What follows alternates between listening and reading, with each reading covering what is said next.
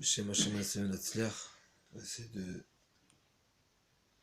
rapporter une idée qui est développée dans le Shulé Pinchas. C'est un petit peu de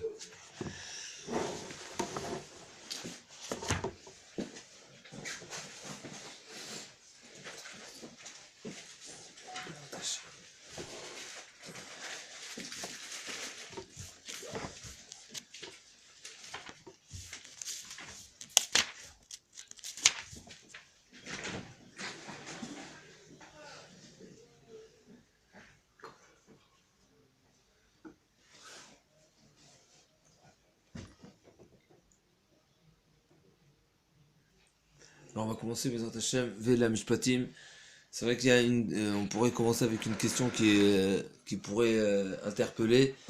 C'est que la Torah, on voit qu'après Parashat Yitro, qui est Matan Torah, la première paracha commence par Mishpatim, qui est les halachot qui concernent les différents financiers.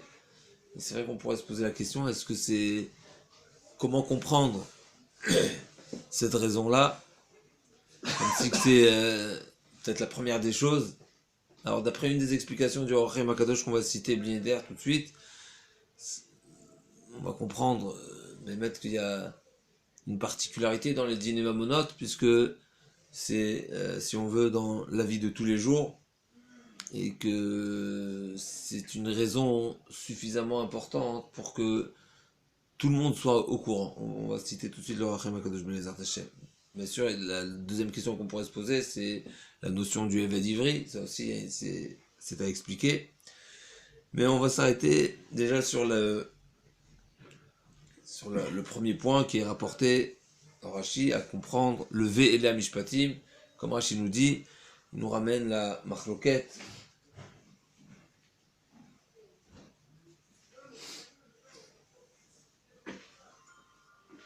Qu'est-ce que la Torah vient nous enseigner dans cette précision-là de Ve'ela Mishpatim? Alors nous savons qu'il y a une notion de Ve'ele, Kol Makom Shenemar, Ele Pasal Tarishonot. Quand on vient préciser, on parle de quelque chose en précis, on parle de quelque chose où on dit ceci, c'est pour nous dire ceci et pas autre chose. C'est-à-dire qu'il y a une particularité dans ce que nous allons citer.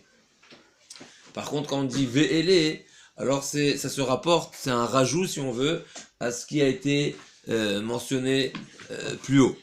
Alors juste pour voir Rashi dans les mots, Kol makom shenemar ele pasal et tarishonim, ve'ele mosifa le rishonim, ma rishonim misinai afelu misinai. Deuxièmement, ve'laman ismecha parashat dinim, les parashat misbeach, lomar lecha shetasim sanedrin etzel amigdash. Donc Rashi nous donne, be'etzem, ce qui est intéressant, comme le Rachem HaKadosh nous rapporte, Be'etzem, ce sont deux avis. Rashi n'a pas cité qui est les avis de ces deux drachot, mais Be'etzem, c'est deux avis différents concernant la fameuse dracha du Ve'ele.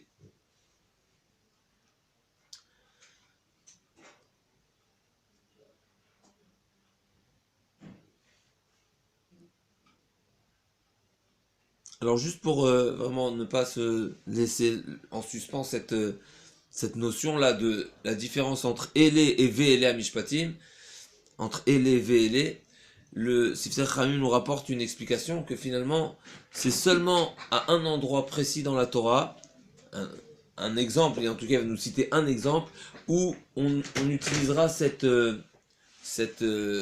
manière d'être Doresh, que Ele c'est passé à la Tarishonot, et il va nous donner la clé, si on veut, de cette différence. Le Sifsei Chachamim nous dit comme ça, que quand la Torah a déjà parlé d'un sujet, et il nous donne deux exemples, qui sont les Toldot Hashamim Va'aretz, ou bien les enfants, la descendance de Noach, la Torah nous les a déjà mentionnés, et la Torah nous dit, et les Toldot Noach. Et les Toldot Noach, ça vient nous dire, là on est d'Oresh, que pas ça les Tarishonot. Pourquoi? Du fait que c'est un sujet qui a déjà été évoqué, qui a déjà été appelé, qui a été déjà mentionné, et tu me répètes, c'est pour me dire, tu sais quoi, tout ce que je t'ai mentionné jusqu'à présent, c'est un certain niveau, comme il dit le Rachem HaKadosh, pas ça les Tarishonot, c'est pas que Chas v'Shalom, c'est quelque chose qui est à mettre en corbeille, mais c'est que le niveau d'importance de Madrega, si on veut, il est inférieur par rapport à ce qu'on va te citer. Alors, le Tzvachim explique que c'est seulement quand le sujet a déjà été évoqué, et là je te dis, et donc il est répété, c'est pour me dire, là je vais t'enseigner une précision qu'il n'y avait pas auparavant, et bien sûr, ça, c'est graduel, ça monte dans la chashivut du sujet. Par contre, quand c'est un sujet qui n'a pas été évoqué, et on dit Elé, c'est de cette manière-là que le Tzvachim va répondre que finalement, on a beaucoup d'exemples dans la Torah où c'est marqué Elé, et on n'a pas été d'Oresh passer à l'état. Comme par exemple, Elé Advarim Asher Diber Moshe, c'est sûr qu'on pourrait pas dire que la Torah nous dit ici que Chumash Dvarim, c'est l'essentiel, c'est vrai qu'il s'appelle seulement Mishneh Torah, c'est une répétition, on peut pas dire qu'il est plus important et que le reste, etc. Il y a d'autres exemples. Donc c'est seulement quand il y a un sujet qui a déjà été rappelé, et je dis Elé, je le répète pour dire que là, il y a une précision qui n'était pas auparavant, il y a une importance qui n'était pas auparavant.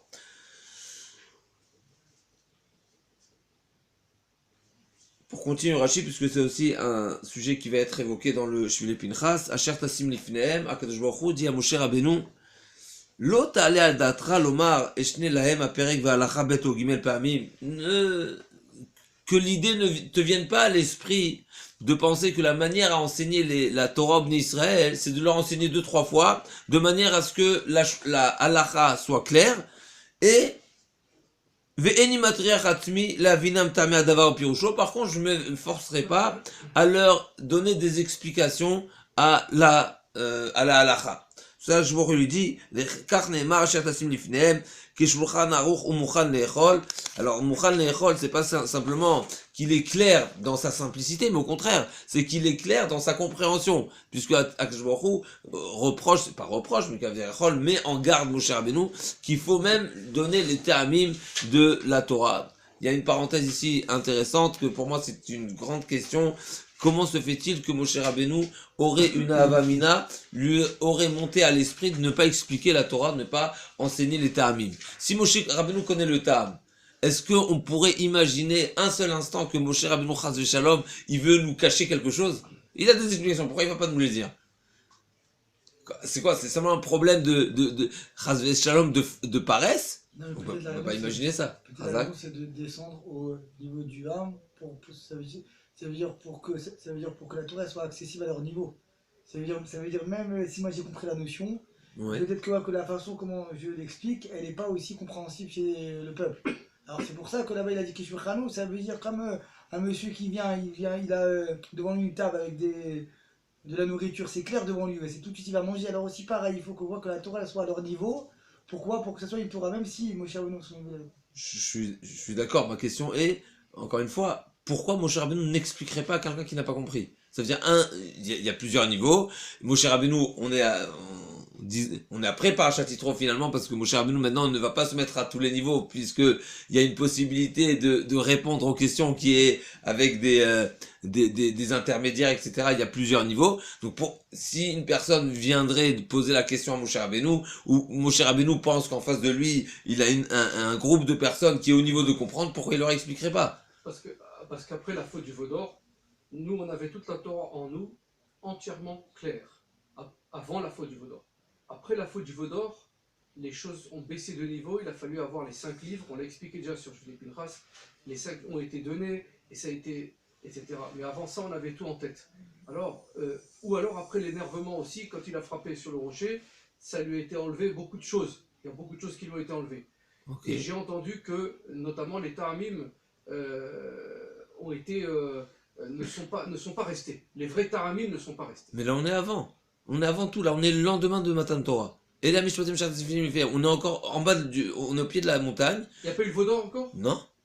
Mais il a... Non, excusez-moi. Oui, bien sûr qu'il n'y a pas eu encore. Bien sûr qu'il n'y a pas eu encore. On est le lendemain de Matan Torah, pourquoi? On est les Amishpatim Asher Tassim Lifnehem. Quand il est descendu, il a trouvé le veau d'or. Quand il descendait. Oui, la question c'est quand est-ce qu'elle a été dite, cette paracha de Vela Mishpatim? C'est vrai. Alors, quand? C'est ça? Mais j'ai pas compris. Disons que c'est après le veau d'or. Je comprends pas la réponse. Moshe Rabbeinu, il connaît une raison. Pourquoi ne pas nous l'enseigner? C'est quoi là? Qu'est-ce que vous dites comme réponse sur cette question? Il connaît une raison. Il peut le faire Il connaît profiter. une raison, c'est marqué connaît une raison. Si, Hachem dit à Moshe Rabbeinu, Oui. toi tu connais le tam, enseigne-leur. C'est évident ça. Je lis dans Rachi encore une fois. Mhm. L'otal datran, qu'ils ne te viennent pas à l'esprit Mhm. que je leur enseigne, ve'eni matriach atmi la vinam tame hadavar au pirusho. Et je ne vais pas m'efforcer à leur faire comprendre les explications et les profondeurs. Parce que ton père nous avait dit à la Shalom, celui qui domine les Tarmim, qui sait la vraie musicalité, il peut dominer le monde. Non mais c'est évident ça. Ton Puisqu'il père, il connaît nous a le dit ça. tas. alors, Razak, il- le Celui qui connaît le Tam avec la vraie chanson, alors il arrive à des portes. Il est capable d'ouvrir des portes et d'utiliser les schémas d'Hachem et de faire des choses anormales avec. C'est maîtriser totalement C'est en la vérité, Torah. C'est une barrière. C'est une barrière. J'entends, Razak, j'entends. C'est possible. Ça veut dire ne pas dévoiler à tout le monde les termines. Ça veut dire il y a des termines qu'il faut garder. Et qu'est-ce que il faut répondre. Qu'est-ce que Hachem aurait. Donc qu'est-ce que Hachem dit à Moshe Rabbeinu finalement alors? De prendre des gens triés sur le volet. Ok, bon, je peux entendre, mais c'est un rajout qui n'est pas Non. de la manière simple. Non. Alors je vais vous dire un petit ridouche que j'ai pas vu écrit, mais c'est un ridouche que j'avais partagé avec le Rav Areni Karapat Mishkavo, un beau ridouche. Le Balatourim il dit dans Parashat Bo, la parasha qui concerne le Korban Pessah, c'est marqué Umalta Oto Ve'az Yochalbo. Ve'az Ikrav la soto, pardon. Ve'az ikrav la soto, maltem oto, ve'az ikrav la soto. Donc la Torah là-bas nous dit, je vais pas citer correctement le pasouk, mais la Torah nous dit qu'il faut que même les étrangers, tout le monde doit faire le Brit Mila pour pouvoir faire le Korban Pessah. Le Baal HaTurim remarque que le terme ve'az il est marqué à 4 reprises dans toute la Torah. On va en parler de 2, il y a d'autres, mais finalement il dit que c'est marqué ve'az ikrav la soto 1. Et le deuxième, c'est Ve'az Yaskil. Qui az tatsiach edercha ve'az taskil. Il dit le Baal HaTurim, Ve'az ikrav la soto ve'az yaskil. Une personne, une fois qui fera la mitzvah, alors ve'az yaskil. Ensuite, il comprendra. C'est ça. Ça veut dire que finalement, pour avoir une compréhension forte, profonde, juste, fine de la Torah, il y a une condition, c'est pas seulement une condition je traduis à ma manière, c'est pas seulement une condition d'ordre, que d'abord il faut faire, ensuite, c'est pas, on y arrive tout de suite au Naaseh V'Nishma, mais c'est pas seulement un ordre qu'on fait d'abord parce qu'on a l'obligation de faire même si on comprend pas, et ensuite on met en deuxième échelle de valeur la compréhension. Non, je comprends dans le Baal HaTurim que l'action est un moyen et même une condition à la compréhension. Ça veut dire quelque part, une personne qui applique, qui accomplit, il peut arriver à un certain niveau de compréhension. Une personne, et bien sûr, on peut ajouter aussi, selon son niveau de pureté et d'intériorité et d'investissement de l'action, il peut arriver à un certain niveau de compréhension. Et de cette manière-là, je vais expliquer la Vamina de Moshe Rabbeinu. Moshe Rabbeinu, il pense, la Torah, il pensait, Talé Adatra, c'est pas un Chaz Shalom qui veut cacher quelque chose de Bnei Israël, mais finalement, l'investissement qu'un homme mettra dans une action, lui donnerait une compréhension à la Torah. Donc pourquoi je vais lui expliquer? La compréhension de la Torah, elle est dépendante du niveau de l'accomplissement. Donc finalement, quelque part, on pourrait même pousser que Moshe Rabbeinu il dit, mais moi, peut-être ce que j'ai compris, bien sûr, Moshe Rabbeinu, il a beaucoup de Hanava, c'est le Hanav, pardon, c'est pas il a beaucoup d'Hanava, c'est le Hanav en personne. Donc il dit, la Torah, finalement, eh ben, la compréhension de la Torah, elle sera dépendante de l'application.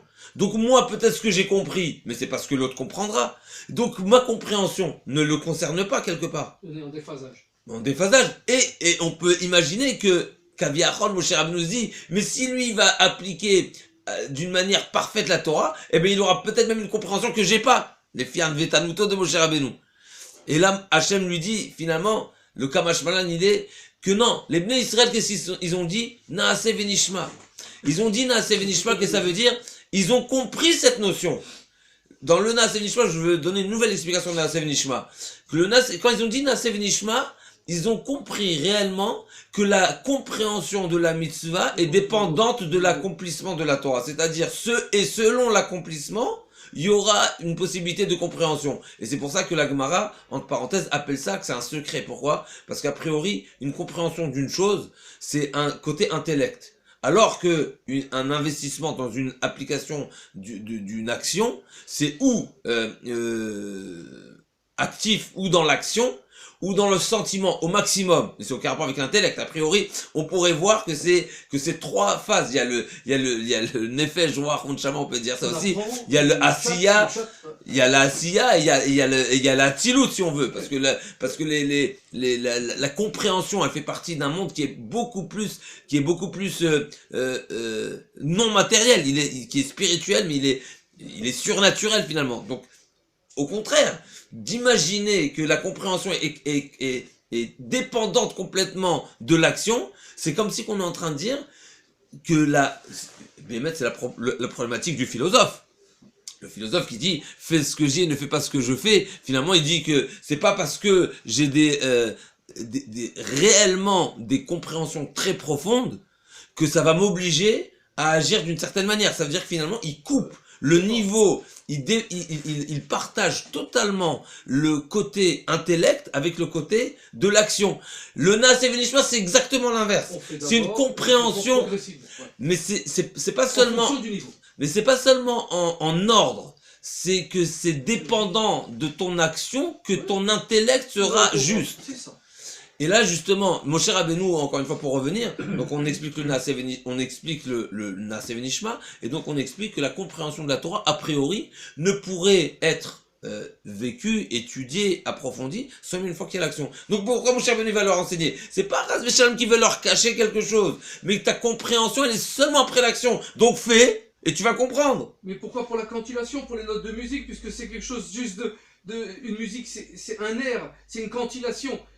C'est pas une idée. Bien sûr qu'il y a une idée cachée derrière. Mais on apprend les notes de musique, tout le monde les apprend. Donc, faisons les notes de musique, on comprendra après. Je dis pareil. On fait d'abord, et on comprend après. On étudie. Bereshit Bara Elokim, même un enfant, il étudie, et il comprend après. Pareil pour les notes de musique. Pourquoi là-bas? Mais pourquoi ne pas leur enseigner tout de suite? C'est ça ma question. Pourquoi ne pas leur enseigner tout de suite? C'est ce que je pose comme question. Donc, là, ce que je réponds, c'est que la compréhension profonde, elle ne peut être atteinte seulement après l'application. Oui, mais l'application, c'est faire les choses, c'est apprendre la Torah. Bereshit, Bara Elokim, j'apprends la Torah. Je comprends peut-être pas, mais j'apprends, je suis un enfant. Progressivement, je monte de niveau et je comprends le Bereshit différemment. Pareil pour les cantillations, apprends-moi les notes de musique, je vais faire la Torah avec les notes de musique et progressivement, je vais apprendre. Il faut pratiquer pour monter de niveau. Il faut faire du Naaseh pour monter de niveau. Moi, je parle pas en niveau, moi je parle en... Puisque dans la Torah, il y a le Pshat, Remesh, Drash et Sod. Apprends-moi la Torah directement, et progressivement, moi, je vais monter. Mais c'est pas à toi de savoir si je vais monter ou pas, puisque ça va dépendre de mon comportement. Je parle moi pas seulement par rapport au niveau de tzidkut, Non, j'ai compris. même pas un niveau, je parle pas du niveau spirituel, compris, je parle ça, du pas niveau d'investissement de l'action. Eh ben, Je suis encore plus bas. il faut m'apprendre déjà, avant que je m'investisse, il faut que j'apprenne. L'action. Oui, l'action, c'est l'action. L'action. avant tout. Maintenant, C'est dans est-ce l'action, que, dans l'action. maintenant, Uniquement. si j'ai l'explication de Shatnez, ou j'ai l'explication D'accord. on n'est pas là-bas, mais Non, d'accord. j'ai l'explication, imaginons que j'ai une explication, je te la donne maintenant, ou je te dis d'abord fais ton habit, enlève le Shatnez, et ensuite Oui, je t'expliquerai. d'abord l'acte. Dans la Torah, c'est d'abord l'acte. Oui, mais mais maintenant j'ai pas d'habit de Shatnez, c'est pas que j'ai l'obligation dans laquelle je suis invité directement. Je t'apprends quand même, d'accord. Est-ce que tu me l'enseignes ou tu dis, quand tu appliqueras, tu seras en phase de pouvoir. De monter. Voilà, ça la question. Ce que je réponds ici, c'est que Moshe Rabbeinu pensait que c'est à travers l'action que je vais me connecter à la compréhension. Oui.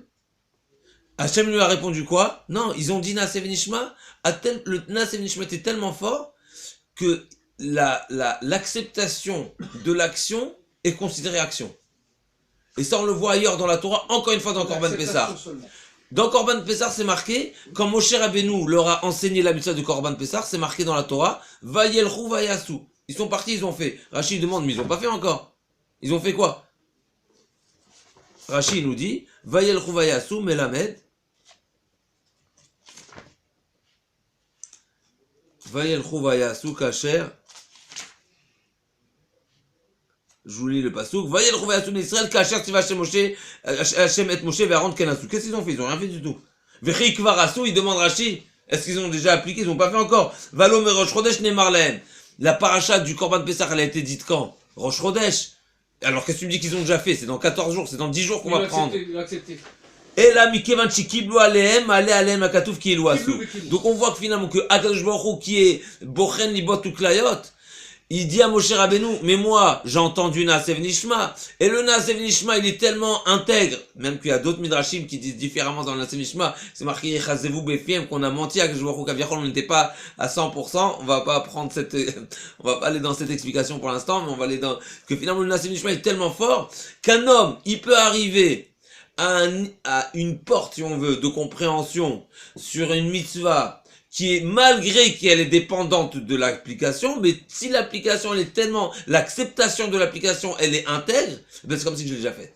D'ailleurs, on pourra trouver cette idée avec Unchalma Parim Sefatenu, c'est marqué qu'une personne qui étudie un sujet, on parle un petit peu dans une autre parenthèse, mais une personne qui étudie un sujet, ben c'est comme si il a accompli. Et ça, c'est pas seulement dans les korbanot. On utilise ça dans les korbanot aussi pour les autres mitzvot. C'est marqué, les Mefarshim me demandent, une personne, elle est chayavet de 613 mitzvot. Bon, pas tout Israël a la possibilité d'accomplir les 613 mitzvot, puisque c'est dépendant de s'il est Kohen, s'il est Lévi, s'il a divorcé, toutes les sortes de mitzvot qui sont dépendantes. Donc comment un Israël va faire les 613 mitzvot? Tout ça, il y a plusieurs réponses. Une des réponses, c'est que chacun d'Israël ne fait pas les 613 mitzvot, seulement toi et moi et lui, tous ensemble, Arvout, et donc le clan d'Israël fait les 113 mitzvot, qui est, je viens pas remettre cette réponse en cause, c'est sûr qu'elle est juste, elle est bien dit, mais il y a une autre manière que chacun d'Israël a la possibilité d'appliquer les mitzvot qui sont, en les étudiant, au même niveau, au même titre que Unchalma Parim Sefatenu. Il faut, a priori, c'est pas seulement étudier et savoir la mitzvah, c'est déjà un sujet de connaître la mitzvot. Je me rappelle, le Rav Arani Karvan, encore une fois, il disait que c'est les Rishonim qui ont été Messader, ou le Chinour, je crois qu'il parlait du Chinour qui était Messader tous les mitzvot. Je crois qu'on raconte sur le Chinour qu'il a écrit le Sefer alors qu'il était Bar Mitzvah. Imaginez, ça veut dire avoir la clarté de 613 mitzvot. C'est vrai que c'est pas un chiffre mais étudier le chinour et de savoir de quel pasouk et de les avoir clairs en tête, etc. C'est déjà un niveau. Après, c'est sûr que c'est déjà un niveau et que c'est déjà, ça nous oblige déjà, ça nous fait réaliser combien on se doit. Mais ensuite, les étudier et approfondir et les comprendre d'une manière juste et de se mettre et d'accepter la mitzvah et d'être prêt à la faire seulement, bien sûr, attendre le moment où la possibilité que la chose se présente à nous, c'est encore un niveau, mais c'est clair que une personne qui accepte de ce rachis-là, on peut apprendre clairement que Hachem, en tous les cas, c'est sûr que ça nous dispense pas d'appliquer une mitzvah qui est applicable, mais en tout cas la Torah a témoigné, c'est très fort que la Torah dit Vayel Chovayasu, ils ont fait, on est le Rosh Chodesh, on est Rosh Chodesh, on est 10 jours encore avant Mishrou Kroulachem, puisque ça va être seulement 10 jours après qu'ils ont attaché l'agneau au pied, mais c'est marqué Vayel Chovayasu, ils ont déjà fait, pourquoi? Ils étaient déjà en route. Donc, pardon? Toujours dans Parashat Bo, oui. C'est deux points, je prends 2 points dans Parashat Bo, un Vayel Chovayasu et le Baal HaTurim qui dit Ve'azikrav la Soto, pour expliquer de cette manière donc le Naasev Nishma, et de cette manière je vais expliquer la Avamina de Moshe Rabbeinu, Moshe Rabbeinu aurait pu peut-être penser de ne pas détailler l'explication. Pour revenir au Shvile Pinchas Bezrat Hashem, Shvile Pinchas nous ramène le Zohar HaKadosh qui nous dit sur Ve'ela Mishpatim, on parle pas seulement des Mishpatim financiers, bon, je parle des Mishpatim qui est le Gilgulim. Alors c'est complètement, ouais, ça nous renverse finalement, ça nous fait réaliser que bien sûr la Torah, chez Panim, il y a toujours la facette première, mais finalement ce qu'on doit se dire, que la Torah, elle peut habiller quelque chose qui est complètement infini dans quelque chose de très simple, de très proche à nous. Elle va nous enseigner des halachot qui, pas a priori, sont réellement des mitzvot très pratiques, qui concernent du matériel à 100%, même si on va même pousser, si on veut, le Eved.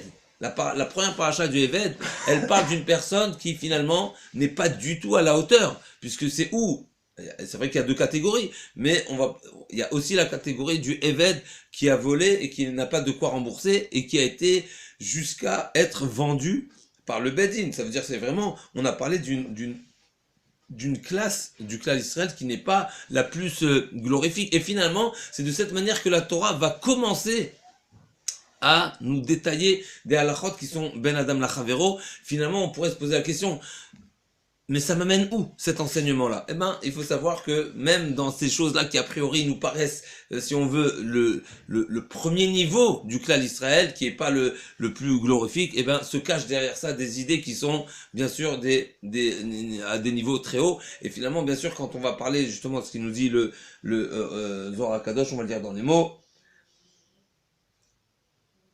Elouen Sidre, dans les mots, dans le Lashon, dans le araméen, Ilen Dinaya, Sader Kadameon, Ilen Inun Sidurin de Gilgula, Dinin de Nishmatin, de Danu Kol Chad Vechal de Kabelonche. Donc on parle finalement des Gilgulim, donc de la, comment on traduit Gilgulim, Rabbi Chaim? Incarnation, Chazak. C'est ça. C'est Mitgalgel, retour elle me plaît pas cette traduction, mais c'est vrai que c'est ce qui est utilisé parce que c'est finalement la neshama qui revient dans le corps. Et quand on parle du Gilgul, ok, c'est là. Incarnation. Ouais, C'est pas de. quoi quand on parle du goût? On parle pas d'Afka de la Neshama dans le corps. On parle du fait que la Neshama revient sur terre, Bichlal. Alors c'est vrai que quand elle est sur terre, elle est dans un corps. Mais finalement, c'est aussi un lieu. Parce que quand on parle de la Neshama qui est censée revenir, être Néné Mizi Vashrina, on parle qu'elle est pas ici, elle est là-haut. Elle est proche. Mais, ok, c'est pas de problème. Alors le Rav veut expliquer finalement le rapport qu'il y a entre cette interprétation, si on veut, du Rabbi Shimon bar Yochai et la notion de Shovavim. Nous savons que nous finissons là une période de 6 semaines qui est appelée Shovavim. Shovavim sont les initiales des 6 parachiotes qui sont Shemot, Vaera, Bo, Beshalach et Torah Mishpatim, c'est-à-dire c'est une période où ces 6 parachiotes, c'est une période particulière qui est propice à la tchouva. Il y a des sujets particuliers qui sont à réparer dans cette période en particulier. Et d'ailleurs, quand c'est une shana, mais au béret, on ajoute même Teruma Tetzavé, qui sont encore 2 parachiotes qui s'ajoutent à cette liste, si on veut, à cette période, donc 6 ou 8 semaines, et on va voir justement le rapport entre la notion des Gilgulim et la notion de cette période qui est les Shovavim qui sont Tikkun. Alors, pour moi, c'était d'abord important de trouver une traduction exacte au mot de Shovavim. Alors, Rashi, dans le Navi, dit Shovavim, c'est Lashon Na'arut Ve'yaldut. C'est la traduction. Un shovav, c'est pas c'est enfantin. Mais il y a une autre. La rébellion. Bon, c'est pas. Rachid dit c'est Narut Ve'yaldut. Ouais. Oui, Nachami. L'opposition. Nachami, il le dit après ensuite. Ou Mashma, et il y a une compréhension aussi de Mezidim ou Paresia. Même, alors, j'allais dire que c'est un petit peu, ça va pas ensemble, parce que j'aurais dit que quand on parle de Naharut, c'est un petit peu d'inconscience. Quand on parle de Mézid, c'est une personne qui a mais en tout cas, c'est de cette manière que Rachid dit, la Shon Meret Vegava, donc même d'un air de rébellion, Inachami, c'est rébellion et Gava. Donc finalement, Shovavim, comme si c'est intéressant que la Torah, si on additionne les initiales des parachiotes, on arrive à Shovavim. Donc finalement, une personne, pour toute personne qui a de la Gava, la Gava qu'on a en nous, c'est une période propice pour être Metaken. Alors on va voir que le Rav ici nous agrémente ça avec une explication du Harizal qui nous dit que les différentes époques et toutes générations qui sont de Adam Arishon en passant par le Dor Amaboul, Dor Apalaga, Anshe Sedom, ce sont des Neshamot qui ont été réincarnés, on va écourter, dans les Yordé Mitzrayim. Alors pour moi, j'ai un petit peu de difficulté avec ça parce que j'ai un problème de de compréhension. Comment comprendre, comment expliquer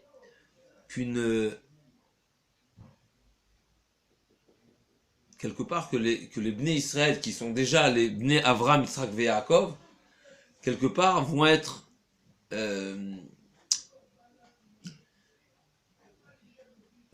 qu'est-ce qu'on va dire ça, on va leur imposer quelque part, de cette manière, on va poser la question de cette manière, on va imposer aux Bnei Avram, Yitzhak et Yaakov de réparer ce que les pires rebelles ont fauté. Qu'est-ce que vous pensez de la question? Vous êtes d'accord avec la question ou pas? Si on considère qu'on est des Gilgulim, on va réparer tout ce qu'il y a avant. Je suis d'accord, j'ai pas de problème. Gilgulim. J'ai pas le problème qu'on est là pour réparer, mais comment se fait-il que, en tant que Bnei Avraham, Yitzhak et Yaakov, finalement, on est censé venir avec un petit peu de pisson, comme on dit chez nous.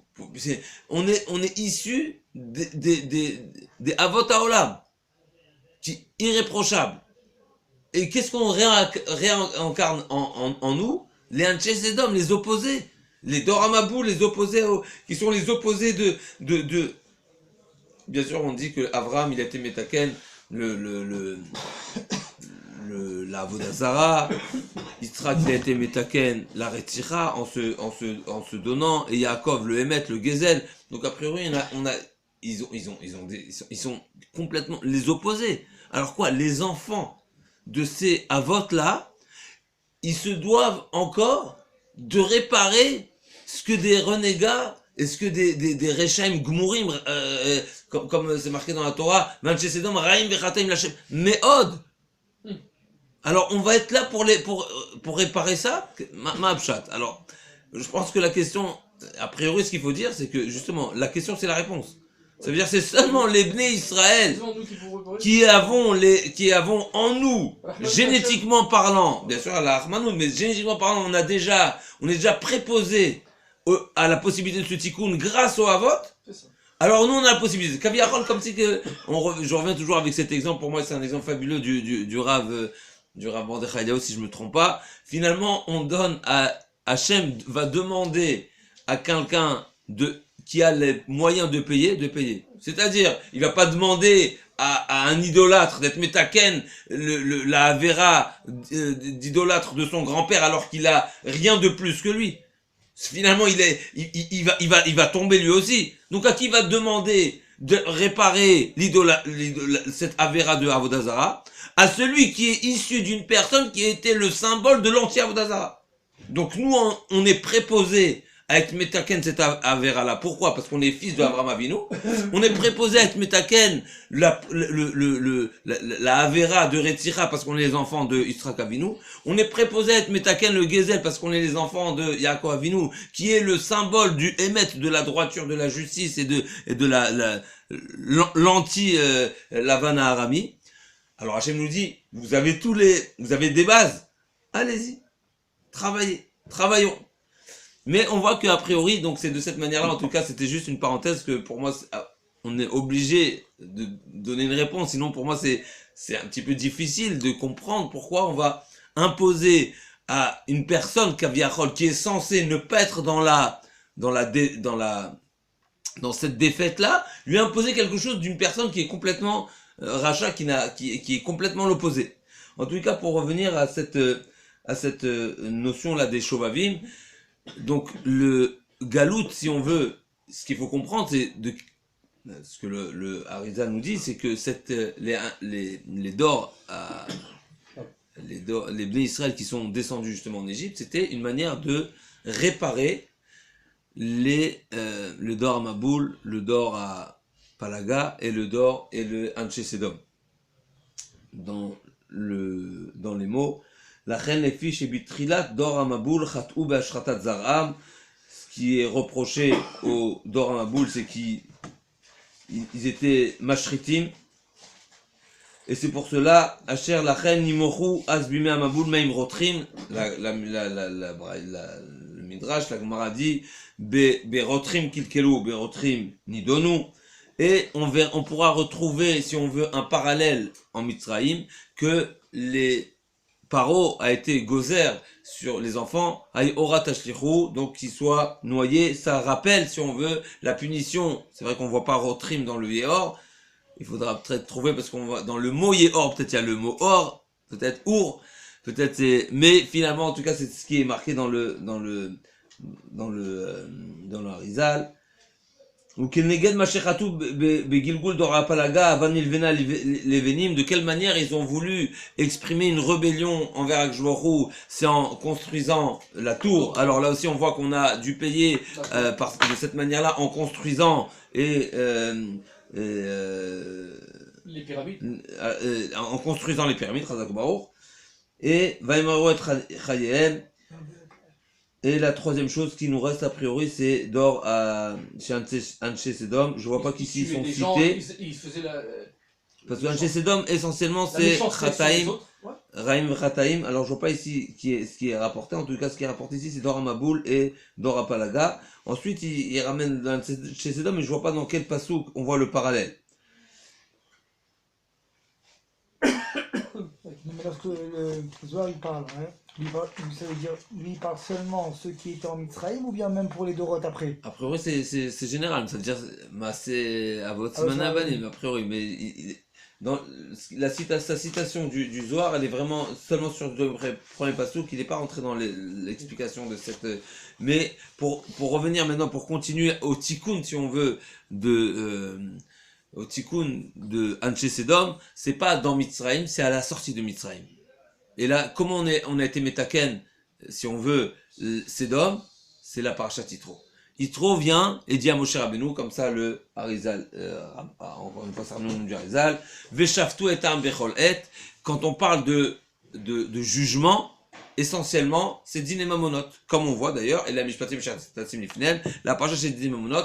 Donc de cette manière-là, si on veut, Yitro a initié une entreprise particulière pour être Metaken, la faute, si on veut, qui était pas seulement une faute, qui était ancrée dans les Anshe Sedom, grâce à l'application des mitzvot qui concernent les Din et Mamonot.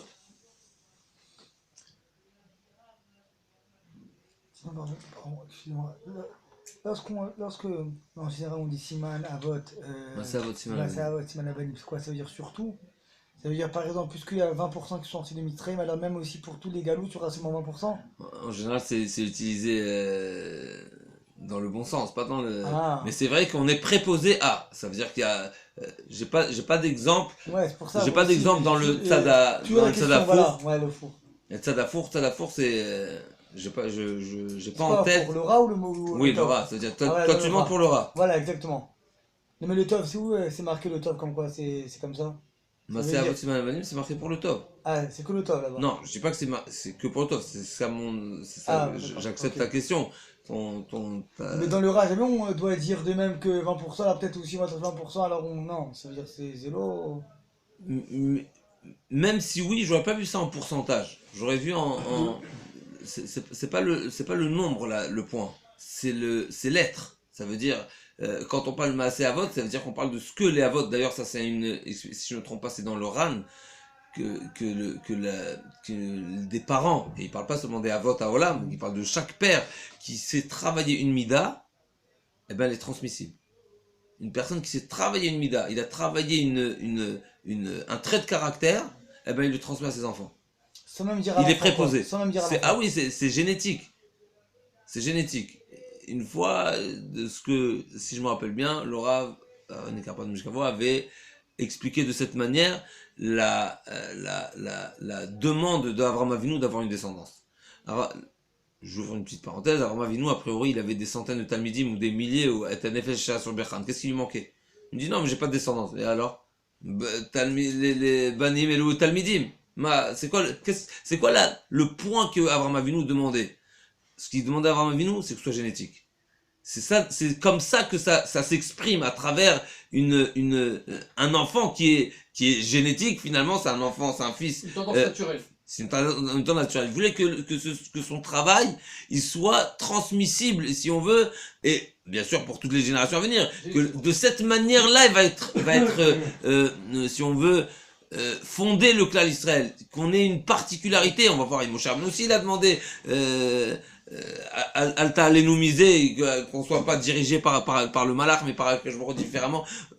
On voit qu'il y a d'autres, mais la particularité de la demande de Abraham Avinu, il n'a pas demandé simplement un enfant parce qu'il voulait un attachement génétique, mais il voulait que justement que son enseignement et son travail et son approche à Keshbarou, il puisse se transmettre, et quelque part ça va mettre déjà sur une estrade l'enfant. Il est déjà, c'est le fameux machal de l'alpiniste qui arrive en haut d'une montagne après des mois peut-être ou des jours de labeur. Il arrive là-haut, il voit un petit enfant. Il dit, comment t'es arrivé là-haut, toi? Comment t'es arrivé là-haut? Moi, j'ai fait des semaines, t'as pas les moyens, je te vois même pas avec le matériel nécessaire pour arriver là-haut. Il me dit, non, moi, je suis né là-haut. Donc, finalement, c'est un machal qui est très fort. L'Ebné Israël, il y a cette notion-là, Kenana Salgabé Anak, c'est aussi une notion d'ailleurs dans la halacha, c'est une notion qui existe que finalement, Abraham Avinu a demandé que justement, d'ailleurs, ça c'est les Chachmei Atuna. Chachmei Atuna, ils étaient en discussion. Sabé Atuna, c'est de cette manière-là que, si je me trompe pas, le Maharsha ou le Maharal explique que les Chachmei Atuna, ils ont questionné dans une forme de remez. Rabbi Yoshua ben Hanania, ils ont dit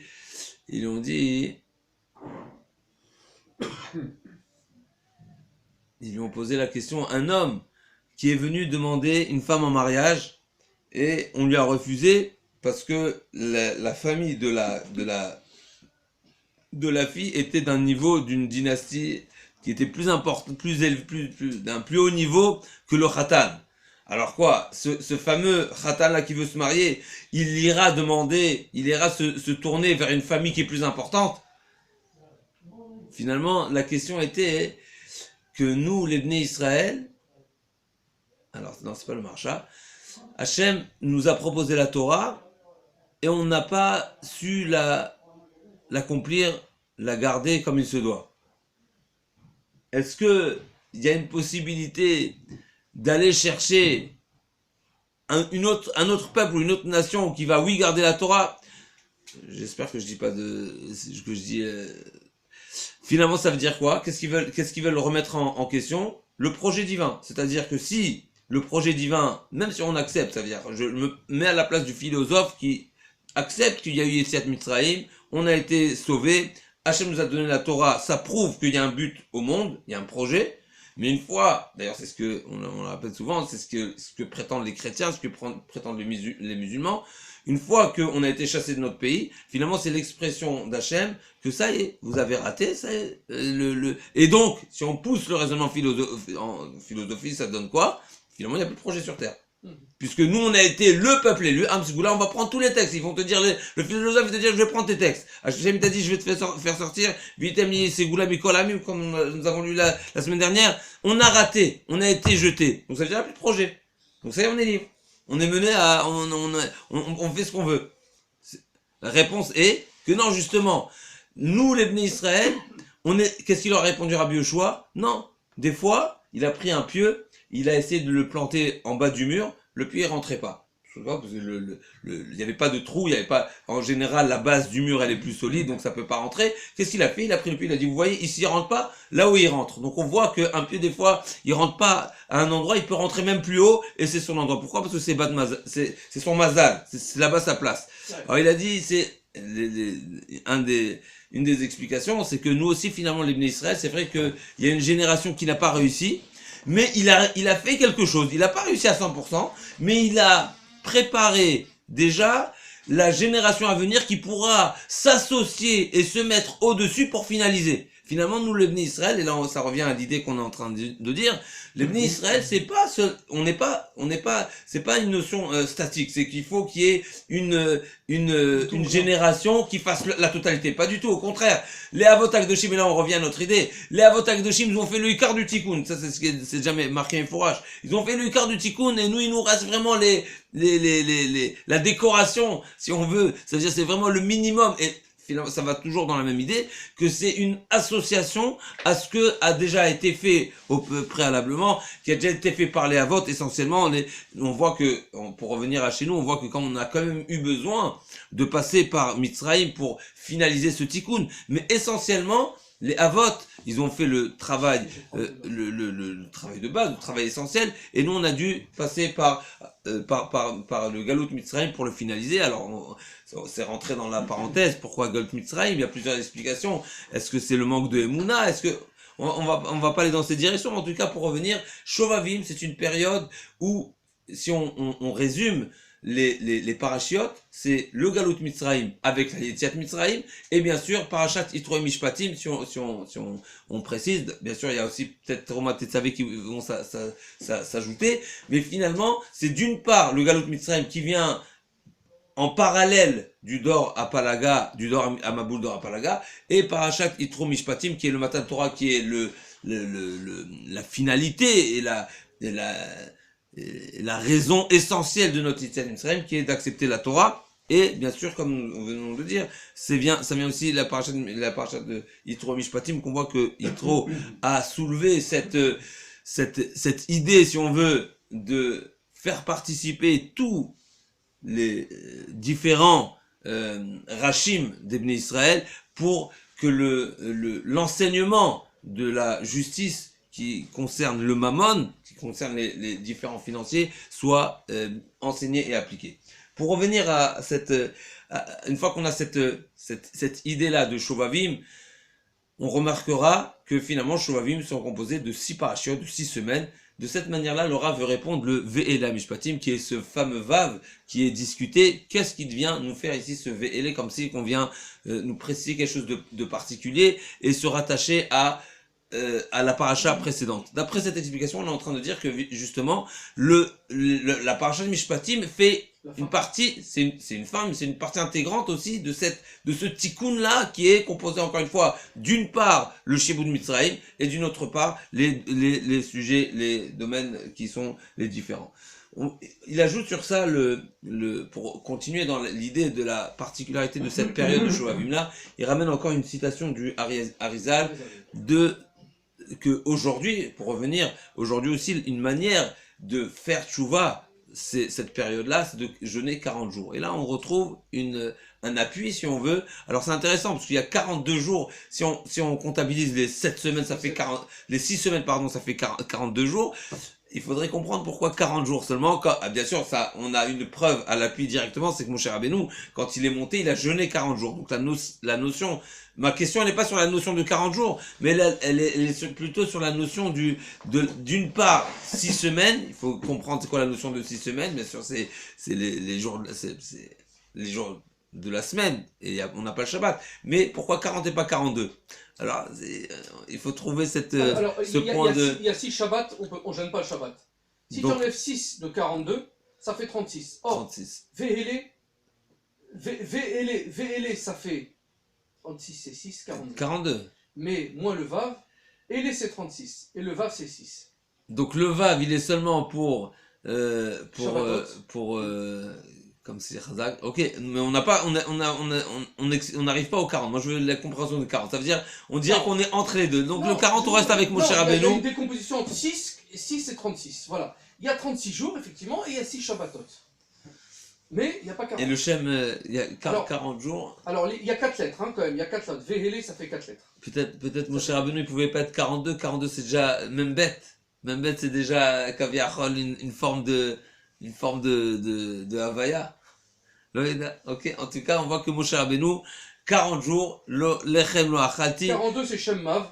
C'est le nom de la Baruch de Mav, le Shem 42. Donc Moshe Rabbeinu, il est en dessous. Pour ne pas... Va techasrou me'at me'elokim. On sait pas. Ok, en tout cas, il y a cette... En tout cas, on sait qu'on a appris autrement, c'est qu'il a réparé les 10 sphirotes dans les 4 mondes. Le chiffre 40. 10 sphirotes dans les 4 mondes. Il a réparé l'état des sphirotes. Bon. Alors pour revenir à ce Vav là, on remarquera que ce Vav là, il a une particularité que on trouvera à 2 endroits. Il y a 2 mots précis que on constatera dans la Torah, ils sont marqués sans vav, sauf 2 fois, comme il dit, que ce soit Toldot, Hachamei Ve'aretz Be'Baream et Toldot Peretz, que c'est seulement ces 2 endroits.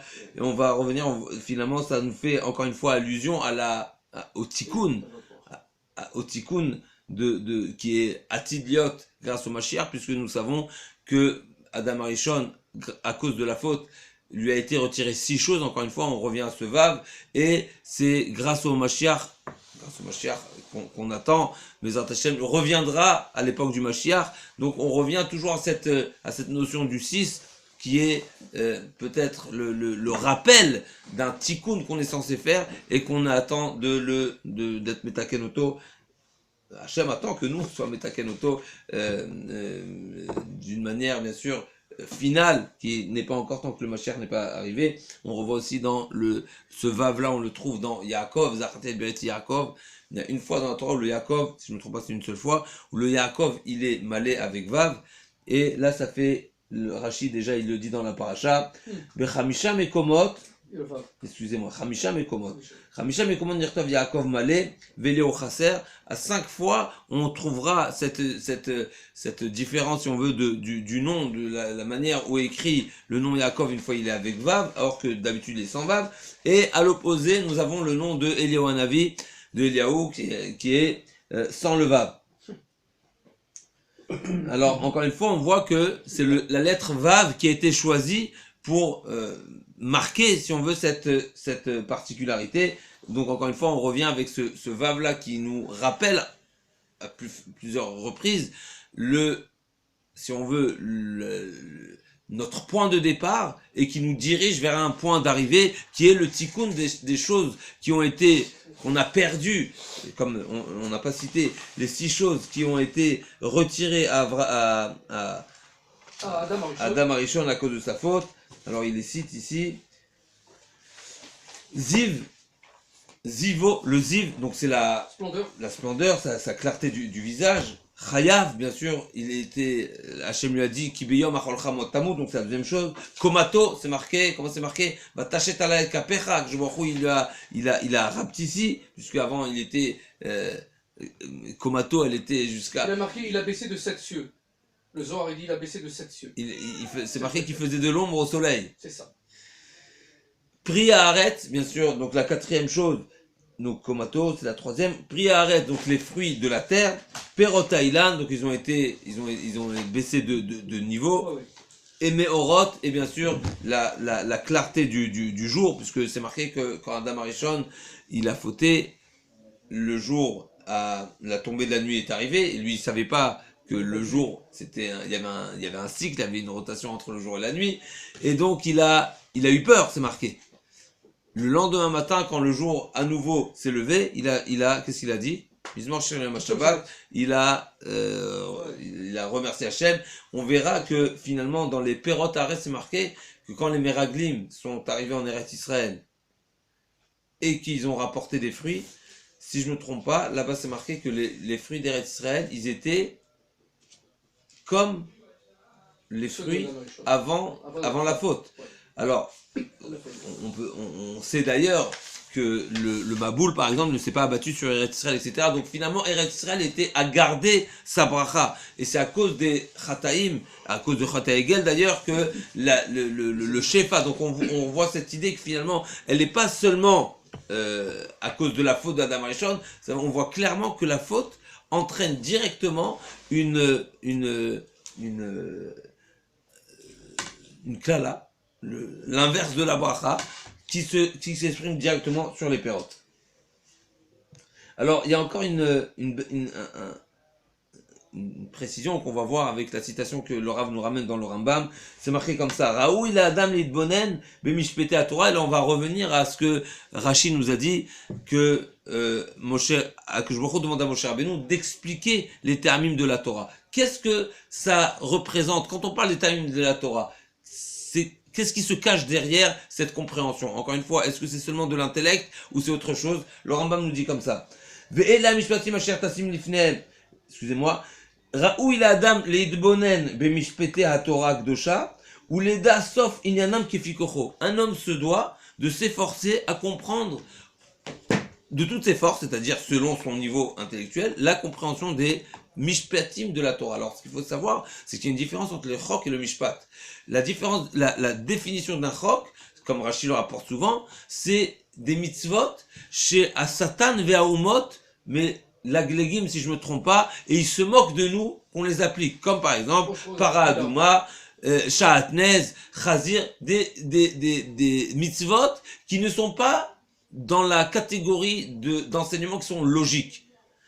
La Torah sur scène nous dit, je les appelle chok, pour ne pas que tu sois, chas v'shalom, ébranlé parce que les goïms pourraient te dire et t'insulter. Par contre, le mishpat, c'est une mitzvah qui est logique. À tel point que Raoui le Omram, même si je les avais pas enseignés, Raoui le Omram. Donc si c'est logique, et tu me dis quand même, Asher Tassim Lifnem, qu'est-ce que ça veut dire? Que même dans des halachot qui sont logiques, il y a de quoi s'efforcer et de comprendre leur profondeur, et ne pas s'arrêter à la première compréhension qui est déjà logique. D'ailleurs, on peut remarquer, tous les jours on dit, ou mishpatim baledaum alléluka, on remercie Hachem de nous avoir transmis des mishpatim qui sont logiques. Mais on peut se poser la question, il y a quoi à remercier dans ça? Si c'est logique, mais j'aurais pas eu besoin d'Hachem pour me l'enseigner, puisque c'est logique. Hachem m'a déjà donné, si on veut, la logique pour les comprendre de moi-même. Donc, c'est quoi cette particularité que David Ameller fait un Alléluia dans lequel il précise « Je te remercie Hachem de m'avoir enseigné des mishpatim ». La réponse elle est, tout de suite on va le voir dans le Rambam. Je vous donne tout de suite la parole. Le Rambam il nous dit comme ça, dans Ilchot Moura, « Yesh inyan gadol la'asok ba'avanat tamei mitzvot » Il y a une grandeur de s'efforcer à comprendre les mitzvot, afilou be mitzvot shem megidei chokim, bien sûr, les taken adeot ou les yacher kol hamasim.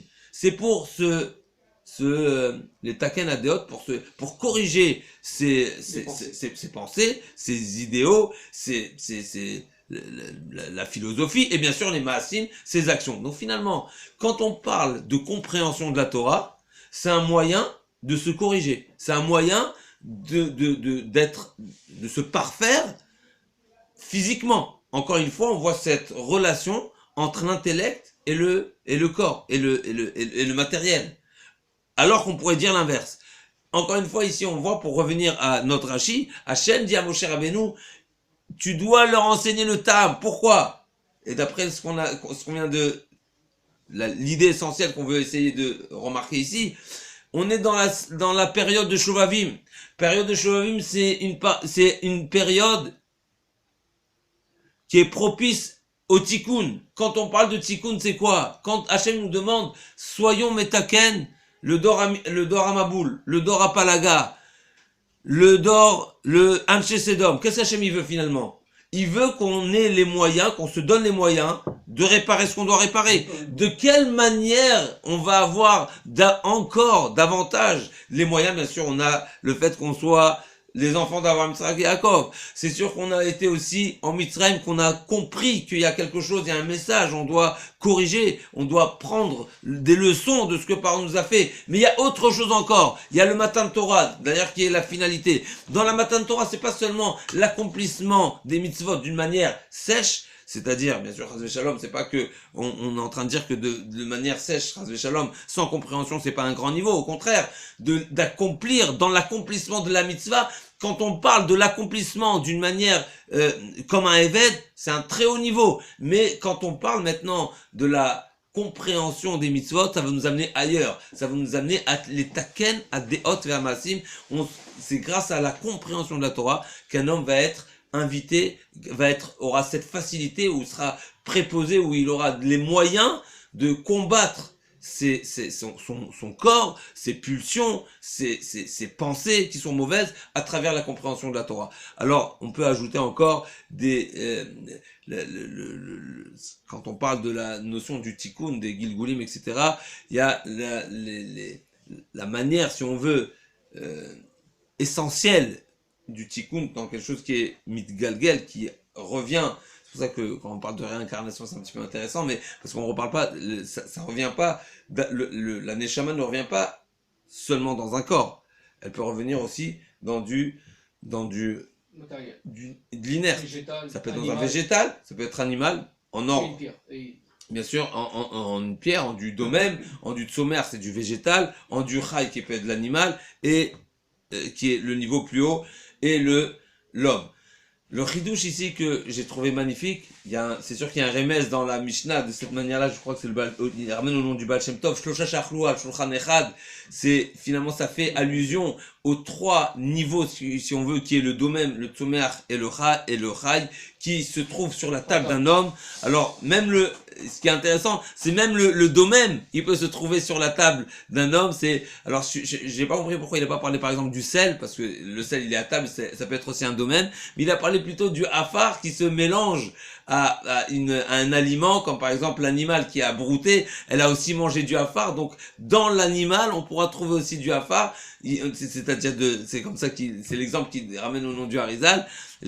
On pourrait trouver encore une fois d'autres exemples, mais de quelle manière l'homme va finaliser, si on veut, le tikkun de ces neshamot qui ont été mis de galgelim dans ça, c'est grâce à la Torah. Et ça, c'est quelque chose de très, très fort. La Mishnah nous dit, Shlosha shachlu al shulchan echad velo amru alav divrei Torah, Kilwa achlu mizifre metim. Ça veut dire quoi? Zifre metim, c'est quoi? Mais Hachem nous donne la possibilité de finaliser quelque chose, un tikkun, c'est-à-dire de faire vivre quelque chose qui est pas vivant. Parce que quand on parle du vivant, quand on parle la particularité de l'homme qui est un être vivant, c'est qui est un médaber.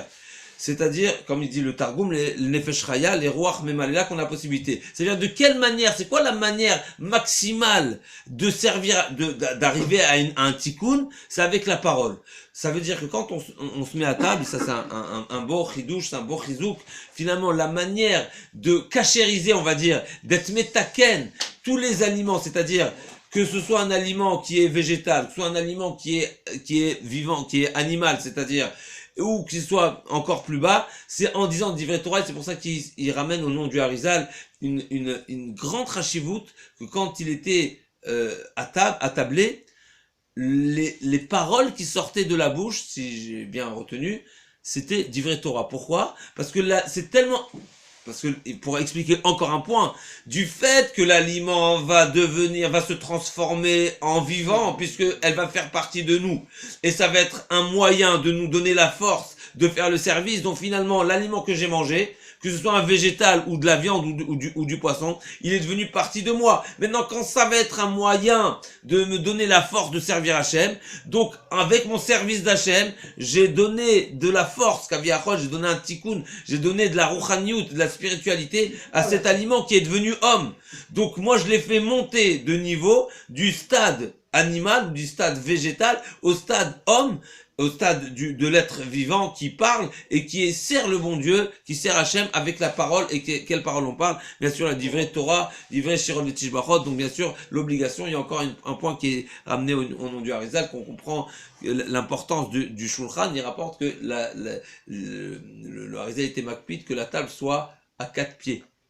À 4 pieds spécialement. Alors c'est une idée qui est connue, j'avais déjà entendu, mais finalement d'après ce qu'on vient de dire, ça nous donne une compréhension à cette idée, parce que je pense pas que c'est le Harizal qui donne l'explication, mais c'est une explication que Shmuel Pinchas propose, que finalement quand on est à table, finalement qu'est-ce que ça nous rappelle les 4 pieds? Ça nous rappelle qu'on doit faire évoluer un aliment qui pourrait être dans la catégorie basse, et le faire grimper à la catégorie supérieure. Et c'est quoi la catégorie supérieure? Nous savons que l'homme est la 4e catégorie dans son importance, et donc c'est un rappel, si on veut, que la table d'un homme doit être un endroit. Shulchan Sharif Hashem, qui nous rappelle le Shulchan qui est bien sûr dans le Beth Amikdash, mais c'est un moment finalement de Avoda où un homme doit réaliser que c'est c'est marqué qu'un tzaddik, quand il mange à table, c'est comme s'il mangeait des korbanot, des kodashim. Pourquoi? Parce que c'est complètement, ça nous fait réaliser que même une réparation, même à travers une alimentation, on arrive à des grandes choses. Ça veut dire que finalement, que Hachem demande à l'homme de se soucier qu'il y ait une liaison avec Hachem et que l'homme a cette responsabilité de lier même le végétal et même l'animal et de le faire monter comment? Bien sûr en faisant les brachot, en disant des divrei Torah, en disant des louanges à Akadosh Baruch Hu, que Hachem nous aide à appliquer cette obligation que nous avons, qui est quelque part très facile. On te demande rien de plus que de penser au tikkun. Mais quand on parle de tikkun, c'est vrai que ça peut nous paraître un mot qui est un petit peu lointain, qui est un petit peu grand. Non, mais c'est très simple. De donner une valeur spirituelle à quelque chose, à un être qui n'en a pas la possibilité, parce que lui, il a pas les possibilités tout simplement de le faire. Et Hachem nous dit, sois responsable de ce végétal, sois responsable de cet animal pour glorifier Akadosh Baruch Hu. Et grâce à ça, le Olam, Bezrat Hachem, Yagia, les Malchut, les Tikkun, Zaken Olam, Malchut Shaddai, Amen, Ken Ratzon, Mirav, Amen. Si je peux me permettre de rajouter une chose qui est dans le Zohar, les Nishmat, Morenu Rabbeinu, Rabbi Mishoud Ben Esther et Hamou, c'est qu'on vient de faire les 11 mois, nous sommes encore nous sommes Rosh Chodesh, bien sûr, on fait pas normalement de Espedim ni rien du tout, mais on rappelle seulement ça, donc on va pas pleurer, c'est Rosh Chodesh, Adar, Mishir Hasadar, Marbib Simcha, on va augmenter la joie au Hachem, et c'est vrai que c'est le dernier mois, on est dans la ligne droite des 12 mois de Seistat Klut, donc de son départ de ce monde-là, sa transformation à un niveau beaucoup plus important et beaucoup plus éthéré, beaucoup plus pour nous. En vérité, il est encore plus proche de nous parce qu'on peut l'avoir partout, en vérité. C'est très très important de savoir ça. Mais on va rajouter une chose, Bezrat Hashem, dans le Zohar, il est marqué que dans la sortie d'Égypte, on est passé Mikav Lekav. On est passé du 49e, pratiquement du 50e degré d'impureté au 50e degré de pureté d'un coup. Il faut remarquer que Kav, c'est Kouf Vav, c'est Kouvav, c'est la Gdusha et le Vav. On est passé de la séparation du Ham Israël avec Dieu, qui était l'Égypte, l'esclavage d'Égypte, qui était sur nous, chez Eboud, ils nous ont obligés à être des idolâtres. Les Kafsrout, on doit nous juger Kafsrout, c'est eux qui nous ont obligés. Donc on est passé de leur degré d'impureté au niveau de pureté, d'un seul coup, Mikav Lekav, de la Gdusha et les Vav, et justement la réparation, on a eu, comme il a dit, la réparation d'Adam Arishon, parce qu'on a eu la possibilité d'avoir le don de la Torah qui a tout réparé. Malheureusement, ça s'est cassé après avec le veau d'or, donc on repart sur une nouvelle réparation qui est repartie du veau d'or, malheureusement. Mais on remarque que Kav c'est 106. Kouvav, ça fait 106. Et Kouvav 106, c'est la même gematria que Nun, écrit en entier, Nun, Vav, Nun. Donc on est passé du Nun au Nun, du 50e degré d'impureté au 50e degré de pureté. Et qu'est-ce qu'il dit le Zohar là-bas? Il dit, ça sera comme ça, Mashiach. Mashiach, il va nous faire passer Mikav, les caves. Et qu'est-ce qu'il va y avoir? Et alors, à ce moment-là, à partir de là, quand il va venir Mashiach sur le Artion, en temps voulu, au moment voulu, à l'endroit voulu qu'est le Artion, il va lancer dans le monde un chant. Le chant qui va contenir toutes les paroles du monde, toutes les maîtres du monde, qui est un chant simple, double, triple et quadruple, comme le nom de Dieu, qui fait Yud, Yudke, Yud Kevav et Yud Kevavke, ça fait 10. C'est les 10 cantilations. Il va lancer un chant avec la cantillation, avec la musicalité, qui va englober tous les mots et toutes les paroles, et il va faire la réparation des 10. C'est quoi 10? Les 4 lettres du nom de Dieu, en vérité, elles cachent 10. Parce que la décomposition de 4 en 1, 2, 3 et 4, ça fait 10 en tout. Ce sont les 10 Sphirot, ce sont les 10 types de Tehillim que nous avons dans le Sefer HaTehillim, comme vous savez, Shir, Oda, Mizmor, Alléluia, etc., que dit David Ameller. En vérité, la cantillation, le fait de dire la Torah avec une parole, d'ailleurs on est obligé de chanter la Torah quand on l'étudie, avec le Rav Alav Shalom, il nous a expliqué que le plus haut niveau c'est de chanter la Torah comme nous le faisons, comme on a l'habitude de le faire, etc. On doit chanter en même temps quand on parle. Pourquoi? C'est pour englober le monde entier dans le Hémet, parce que Akadosh Baruch Hu, de la même façon qu'il a donné le monde en 10 paroles, de la même façon il va nous délivrer avec ces 10 niveaux de réparation qui sont le Yud, en vérité, et même on dit même plus Yud Chochma Keduma. On va revenir à l'état antérieur, à l'état primaire de la présence d'Hachem dans ce monde. On va rétablir le 1 dans le monde. Et puissions-nous, Bezrat Hachem, grâce à la cantillation, au chant avec toute la dvekout qu'on a, Bezrat Hashem, dans l'étude de la Torah et la concentration et l'aide d'Hachem, bien sûr, les Shem Chad Kshabir Rouge Shrinte, de l'unification du nom de Dieu en bas, parce que faire les choses des Shem Shamaim sans attendre tout, Bezrat Hashem, avec tout ce qu'on peut faire, la Tzedaka, le jeûne, l'étude de la Torah, comme on dit, Tzom Kol Mamon, ça fait 106 x 4, ça fait Zot, ça fait toute la Torah, Vezot Torah, comme dit Rabbi Yaakov Abersirat dans Pitrei Chotam, il nous explique ça, le Tzom Kol et Mamon, ça fait 106 x 3, ça fait 136, oui. 136, je répète, pardon. Je me suis trompé, c'est 136 x 3, ça fait Zot, Vezot à Torah. Grâce à cela, on a toute la Torah, Bezrat Hashem, puissions-nous réparer, Bezrat Hashem, de notre vivant, parce qu'il est très dur de revenir, évidemment, on doit lutter contre le Tserara, ce qui n'est pas évident. Bon, Amen, Amen.